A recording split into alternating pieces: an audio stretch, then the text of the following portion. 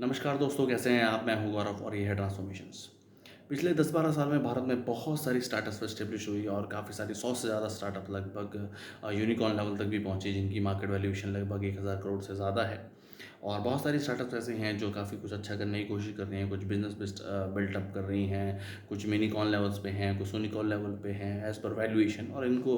Valuation के हिसाब से ही आंका जाता है मार्केट में। पर किस तरीके से इन सब स्टार्टअप्स ने या इन सब स्टार्टअप इन्वेस्टर ने एक सोसाइटी में एज ए डिस्पैरिटी भी बिल्ड की है। आज आप देखते हैं लगभग 98% स्टार्टअप वो स्टार्टअप हैं जो कि आईआईटीज़ या एनआईटीज़ या कह सकते हैं हम आईआईएम्स से इंक्यूबेशन या एक तरीके से एक्सेलेरेटर प्रोग्राम्स के तहत सेलेक्ट हुई और आगे चल के बढ़ पाई। अब इस तरीके के आईआईटीज़ के पास वो सब सिस्टम भी हैं कि वो इस तरीके की स्टार्टअप्स को बेसिकली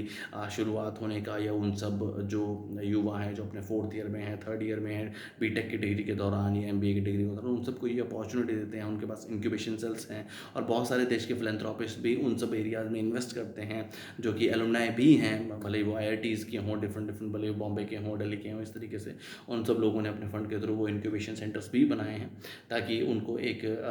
रूट या एक तरीके से एक बेसिक इनिशियल हेल्प मिल सके, ताकि वो अपनी स्टार्टअप या आप जो भी इस एरिया में वर्क करना चाहते हैं, बिजनेस बिल्डअप करना चाहते हैं, उनको एक इंक्यूबेशन सेल या एक्सेलेरेटर प्रोग्राम के तहत उनको बेसिक फंडिंग मिल सके, बेसिक वो इंफ्रास्ट्रक्चर या basic coding, basic software develop कर सके, ताकि आगे चल के वो स्टार्टअप एक तरीके से रजिस्टर हो और आगे चल के किस तरीके से वो बिज़नेस कर पाए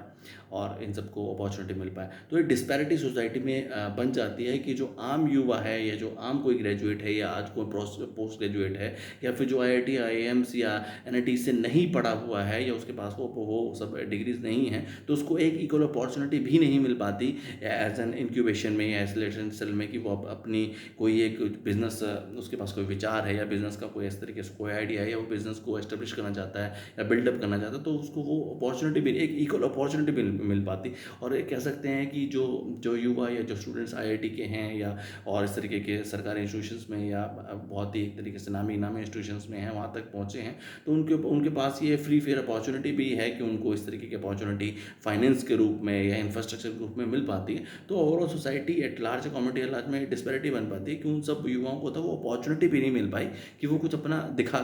पाएँ। उनके पास भी वो सब कैलिबर है, वो सब एक तरीके से क्वालिटीज़ हैं, वो सब एबिलिटीज़ हैं कि वो अपने आप को प्रूव करके दिखा सकें और एक अच्छे एंटरप्रेन्योर बन के दिखा सकें। तो इस डिस्पैरिटी को ज़रूर रिड्यूस करना चाहिए और स्टेट गवर्नमेंट्स को, सेंट्रल गवर्नमेंट को, इन सब लोगों को भी एक फेयर और इक्वल अपॉर्चुनिटी देनी चाहिए। जय हिंद, जय भारत।